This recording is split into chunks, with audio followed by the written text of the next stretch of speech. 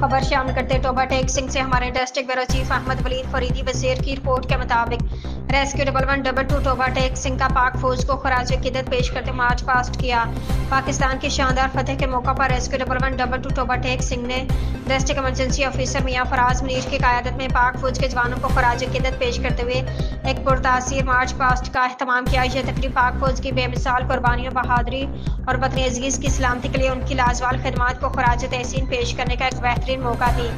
March past के दौरान rescue के अफसरान, रजाकारों दिगर अमले ने जोश व खरोश से शिरकत करते पाकिस्तान जिंदाबाद और पाक फौज जिंदाबाद के नारे लगाए, जिससे पूरे माहौल में हुब्बुल वतनी की लहर दौड़ गई। इस मौका पर डिस्ट्रिक्ट इमरजेंसी ऑफिसर मियां फराज मुनीर ने अपने खिताब में कहा कि पाक फौज हमेशा से मुल्क और कौम की हिफाजत की खातिर अपनी जानों की कुर्बानी देने को तैयार रहती है।